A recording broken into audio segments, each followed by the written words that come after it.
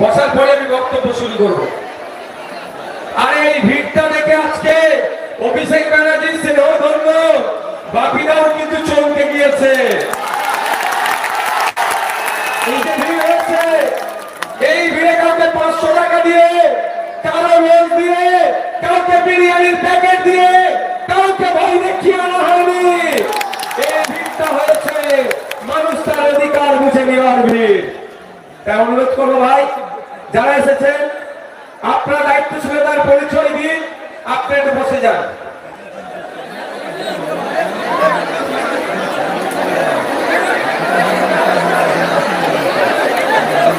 আপনারা বসে যাওয়ার পরে আমি বক্তব্য শুরু করবো।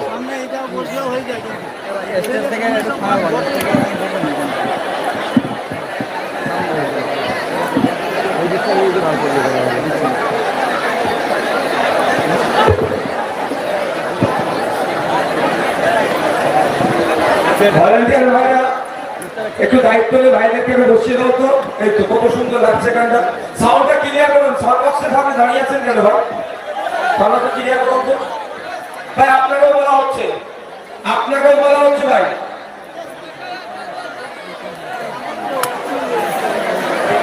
এই তো কত সুন্দর লাগছে ভাই। দূরে যারা আছে একটু বসে যান তো, একটা সুন্দর পরিবেশ করুন। এই তো মায়েরা আজকে ছেলেদের সাথে পাল্লাদের মা বোনেরাও কিন্তু বিশাল হাজির হচ্ছে। ওইখানটা একটু অসুবিধা হচ্ছে, ওইখানটা ওই করতে পারে।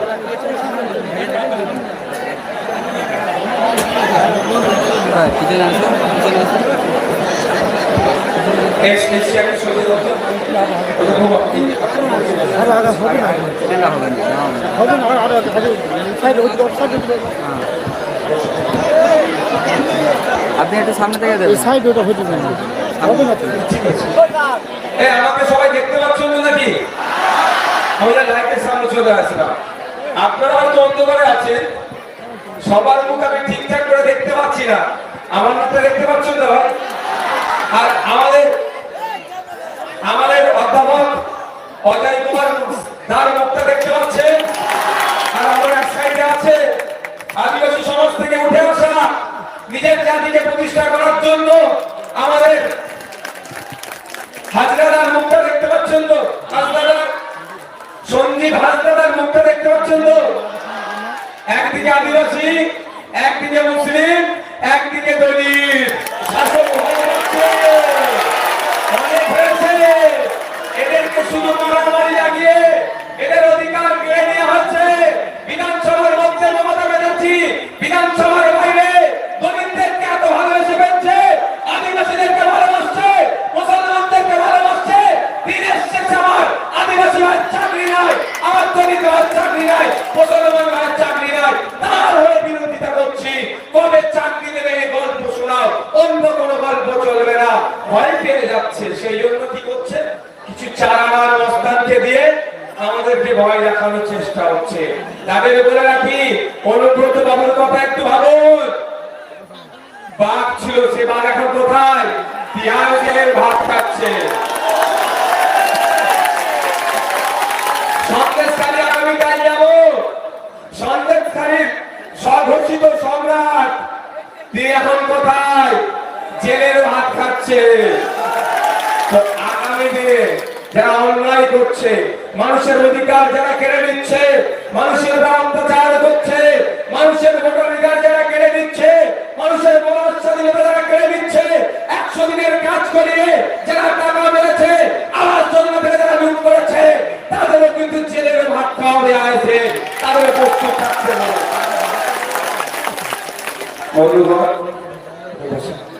আপনারা জানেন,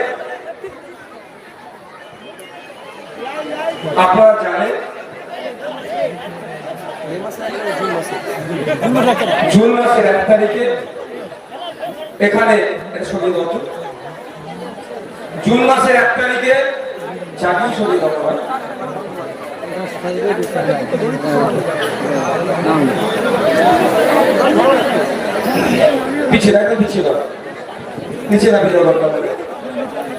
জুন মাসের 1 তারিখে এই মথুরাপুরের নির্বাচন আছে। অষ্টাদশ নির্বাচনে এই মথুরাপুর থেকে এই 16 লক্ষ 17 লক্ষ মানুষের মধ্যে একজনকে আমরা পার্লামেন্টে পাঠাবো। তার কাজ কি? পার্লামেন্টে গিয়ে এই 17 লক্ষ ভোটারের অভাব অভিযোগ, এই মথুরাপুর এলাকার বাসীর চাওয়া পাওয়া, সমস্ত বিষয়গুলো দেশের আইনসভার মধ্যে তুলবে। যেমন সমস্যা হচ্ছে উপকূলীয় এলাকা, সাগর আছে, কাকদ্বীপ আছে, কুলপি আছে, মথুরাপুর আছে, এই করে এই 7টা বিধানসভা আছে। এই 7টা বিধানসভার মানুষের যে অভিযোগগুলো আছে, যে অধিকার যেগুলো পাচ্ছে না, যেগুলো পাওয়া দরকার, সেইগুলো পার্লামেন্টে তুলে ধরা। আর কি কাজ? অনেক কাজের মধ্যে একটা গুরুত্বপূর্ণ কাজ হচ্ছে, যেই শাসকে থাকুক না কেন, তিনি যে বিলগুলো নিয়ে আসবেন বা কোনো বিলের সংশোধন হবে বা অ্যামেন্ডমেন্ট হবে, সেই বিলগুলো যদি জনগণের বিপক্ষে যায়, আপনার বিপক্ষে যায়, তার বিরোধিতা করবে পার্লামেন্টে দাঁড়িয়ে। আর যদি জনগণের পক্ষে আসে, তার পক্ষ দিয়ে আরো বেশি করে, আরো ভালোভাবে জনগণের স্বার্থে বিলটা যাতে করে তোলা যায়, তার জন্য সুমতামত সেখানে প্রদান করবে। আর একটা অন্যতম কি গুরু দায়িত্ব আছে, সেটা হচ্ছে যদি কোনো এমন বিল নিয়ে আসে, বিলটা জনগণের বিপক্ষে যাবে, বিলটার মাধ্যমে ধর্মীয় বিভাজন হতে পারে, কোন বর্ণের মানুষকে টার্গেট করে বিল হচ্ছে, কোন জাতের মানুষকে টার্গেট করে বিল করছে, বা কোনো জনগণ বা কোন শ্রেণী সেই বিলের দ্বারা শোষিত হতে পারে, অত্যাচারী হতে পারে, নিপীড়িত হতে পারে, সেই বিলের বিরোধিতা করবে। কিন্তু দুঃখের বিষয়, বিগত বছরের কথা বলছি, অর্থাৎ বিগত ভোটে 2019 সালে, 2014 সালে, 2009 সালে, 2004 সালে, 1999 সালে, এমন করতে করতে 1951-52 দিক পর্যন্ত পৌঁছে যান। দেখলে দেখা যাবে আমরা যাদেরকে ভোট দিয়ে পার্লামেন্টের মধ্যে পাঠালাম, আমাদের অভাব অভিযোগের কথা বলার জন্য পাঠালাম, আমাদের চাওয়া পাওয়ার জন্য পাঠালাম, আমরা সাগরের অধিবাসী, একটা উন্নত মানের হসপিটাল নাই, উন্নত মানের স্বাস্থ্য কেন্দ্র নাই, আমরা এই মথুরাপুরবাসী, আমাদের কিছু হেভি ট্রিটমেন্ট দিতে হলে হয় ডায়মন্ড হারবারে ছুটে যেতে হয়, আর না হলে কলকাতাতে যেতে হয়, সেখানে বেড পাই না, সেখান থেকে হয়তো হন্যে ঘুরতে হয়, বা অর্থের বিনিময়ে আমাদেরকে বেড পেতে হয়। এই সমস্যা সমাধানের জন্য আমরা আমাদের মৌলিক অধিকার যাতে ফিরে পাই, তার জন্য বারে বারে আমরা ভোট দিয়ে পার্লামেন্টে পাঠাচ্ছি।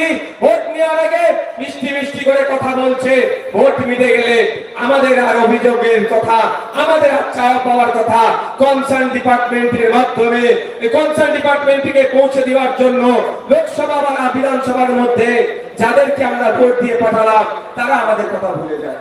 হয় না ভাই? আপনারা ভোট দিয়ে পাঠালেন, আপনারা কৃষক, আপনারা যাতে মাসিক গড়াই বেশি হয়, কৃষকরা যাতে তাদের অভাব অভিযোগগুলো, সমস্যাগুলো যাতে সমাধান হয়, তার জন্য পার্লামেন্টে পাঠালেন। বিদায়ী এমপি সিএম জাটুয়া মহাশয় আপনারা ভোট দিয়ে পার্লামেন্টে পাঠিয়েছিলেন। কৃষক বন্ধু যারা এখানে আছেন, আপনাদের জন্য তারা কটা কথা বলেছে, এইরকম রেকর্ড কি তিনি দেখাতে পারবেন? পারবেন না। আপনারা পার্লামেন্টে ভোট দিয়ে পাঠালেন সিএ এর বিরুদ্ধে, মোদী সরকারের বিভাজনের যে বিল নিয়ে এসেছিল, যে আইন করছে, তার বিরোধিতা করার জন্য। কিন্তু দুঃখের বিষয়, দেখতে পেলাম না সিএম জাটুয়া মহাশয়কে। আপনারা ভোট দিয়ে পার্লামেন্টে পাঠালেন আপনাদের শিক্ষার উন্নতিকরণের করার জন্য, তার পরিবর্তে দেখছি ন্যাশনাল এডুকেশন পলিসি 2020 নিয়ে এসে আমাদের গরিব ছেলে মেয়েদের, আমাদের মুসলিম ছেলে মেয়েদের, আমাদের আদিবাসী সমাজের ছেলে মেয়েদের, আমাদের দলিত সমাজের ছেলে মেয়েদের, আমাদের পিছড়ে বর্গের সমাজের ছেলে মেয়েদের, যারা আমরা আর্থিকভাবে দুর্বল, তাদেরকে চিরতরের জন্য পড়াশোনা বকলমে বন্ধ করে দেওয়ার জন্য যে ন্যাশনাল এডুকেশন পলিসি নিয়ে এসেছিল, এখানকার যিনি বিদায়ী এমপি ছিলেন, একটাও শব্দ তিনি খরচ করেননি। তাহলে লাভ কি? পার্লামেন্টে আমি যাকে পাঠালাম, সে যদি আমার কথা না বলে, তাহলে তাকে পার্লামেন্টে পাঠিয়ে কিছু লাভ আছে ভাই? আচ্ছা, আমার বক্তব্য কি আপনাদের অসুবিধা লাগছে? আচ্ছা, কারা বক্তব্যটা শুনতে চান হাত তুলে একটু দেখান তো। মায়েরা শুনতে চান, বাপেরা শুনতে চান, দূরে যারা আছেন তারাও শুনতে চান তো ভাই? আমি অল্প কয়েক মিনিটের বক্তব্য দেব, কিন্তু রাত হয়ে আসছে, আমাকেও বাড়ি যেতে হবে, আপনাদেরকেও বাড়ি যেতে হবে। কয়েকটা গুরুত্বপূর্ণ বিষয় আপনাদেরকে জানতে হবে।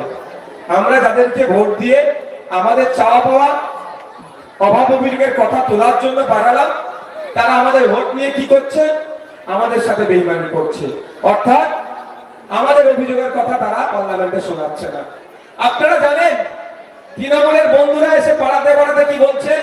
এই ভোটটা দাও, না হলে বিজেপি সিএ গুলো তাড়িয়ে দেবে।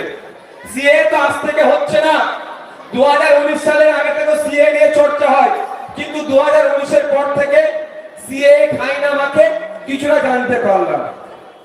তার আগে বলছি, এটা সিএ, এটা হচ্ছে ভোট ধরা কল। আপনাদের উদ্দেশ্যে বলবো, যাদেরকে আমরা ভোট দিয়ে পার্লামেন্টে পাঠালাম সিএ এর বিরুদ্ধে প্রতিবাদ করার জন্য, দুঃখের বিষয় তারা সিএ এর বিরুদ্ধে কথা বললো না, বরঞ্চ তারা দেখলাম সিএ নিয়ে যখন ভোটাভুটি হচ্ছিল, বিজেপি সরকারের বিরুদ্ধে ভোট দেওয়া তো দূরের কথা, ভোটদান থেকে তারা পালিয়ে গেল। তাই সময় এসেছে, আমরা আর চুপ করে বসে থাকবো না। অনেক হয়েছে, আমাদের কথা বলার জন্য আমরা অনেককে পাঠালাম, ইতিপূর্বে 17 বার পাঠালাম পার্লামেন্টে, আমাদের কথা শুনতে পেলাম না। ভাই, যাদের অসুবিধা হচ্ছে আমি 2 মিনিট টাইম দিচ্ছি, তারা একটু বেরিয়ে যাবেন। তাহলে একে একে অসুবিধা হচ্ছে, পিছনে লোকের অসুবিধা হচ্ছে। ভাই, ভুল বলছে নাকি? যাদের অসুবিধা হচ্ছে একটু 2 মিনিট আমি টাইম দিচ্ছি, সবাই একসাথে বেরিয়ে যান। নাহলে একে একে মাঝে মধ্যে বার হচ্ছেন তো, অন্যদের অসুবিধা হয়ে যাচ্ছে। নাহলে একটু ধৈর্য ধরুন। আমরা কৃষক বন্ধু যারা আছে, কৃষকদের স্বার্থে, কৃষকদের যাতে মাসিক গড়াই বাড়ে, কৃষকদের সারের যে কালোবাজারি হচ্ছে সেটা যাতে রোধ হয়, মাস গেলে কৃষকদের পরিবারের একটু আর্থিকভাবে বেশি উপার্জন যাতে করতে পারে, কৃষকদের মুখে যাতে হাসি ফুটে, সেই জন্য আমরা কৃষকরা কাকে ভোট দিলাম? সিএম জাতীয় মহাশয়কে ভোট দিয়ে পার্লামেন্টে পাঠালাম। কিন্তু দুঃখের বিষয়, কেন্দ্রের অপদার্থ সরকার, কেন্দ্রের জুমলাবাজি সরকার, কেন্দ্রের বিজেপি বিভাজনের সরকার কি করলো? অপদার্থ সরকার বলছি বিজেপি সরকারকে। আমি যদি আমি ভুল বলি, এই শুভেন্দু অধিকারী মহাশয়কে বলবেন আমার বিরুদ্ধে মামলা করতে কত সাহস আছে দেখবো। শুভেন্দু বাবু কি করেছে? মানুষের মাঝে বিভাজন করেছে। তুমি হিন্দু, উনি মুসলমান, তুমি দলিত, তুমি আদিবাসী, তুমি উচ্চবর্ণের মানুষ, তুমি পিছিয়ে বর্গের মানুষ। 10 বছর ধরে শুধু এই করেছে, মানুষের ডেভেলপের কথা ভাবেনি। পক্ষান্তরে কি করেছে? শিল্পপতি পুঁজিপতিদের সহযোগিতা করেছে। কেন্দ্রের বিজেপি সরকার, মোদী বাবুর নেতৃত্বে যে অপদার্থ সরকার চলছে, সেই সরকার বিভিন্ন বিল পাস করছিল। কখনো তারাকের বিরুদ্ধে বিল পাস করেছে, কখনো সিএ দিয়ে বিল পাস করিয়েছে। যেটা লেটেস্ট সংযোজন করেছে ওরা, সেটা হচ্ছে কি, যে 3টে বিল পাস করেছে মিনিমাম সাপোর্ট প্রাইসেও কৃষকদের এক কথায় বিরুদ্ধে গিয়েছে। আমরা ব্রিটিশ পিরিয়ডের সময় পড়েছিলাম, আমরা ইতিহাস পড়ে দেখেছিলাম, নীল চাষীদের সাথে যেভাবে ব্রিটিশরা অত্যাচার করত, চাষ করিয়ে যেভাবে তাদেরকে শোষণ করত, সেই পলিসি আবার নিয়ে আসার চেষ্টা করেছিল বিজেপি। তার বিরুদ্ধে সারা দেশের কৃষকরা এই বিলগুলোর বিরুদ্ধে, তথা বিজেপি সরকারের আনা বিলের বিরুদ্ধে সারা দেশের কৃষকরা আন্দোলন করছিল। পশ্চিমবাংলার কৃষকরাও আন্দোলন করছিল। বিভিন্ন রাজনৈতিক দলেরা এই বিজেপি 3টে বিল নিয়ে আসার বিরুদ্ধে বিভিন্ন মিটিং মিছিল করেছে, ইন্ডিয়ান সেকুলার ফ্রন্ট করেছে। অবশেষে যখন বিল তুলছিল না, বিলগুলোকে প্রত্যাহার যখন করছিল না, দীর্ঘদিন ধরে দিল্লির সীমান্তে কৃষকরা দীর্ঘদিন ধরে আন্দোলন করছিল, তাও সরকারের যখন টনক নড়ছিল না, কেন্দ্রীয় সরকারের টনক নড়ানোর জন্য সারা দেশের কৃষকরা ভারত বন্ধের ডাক দিয়েছিল।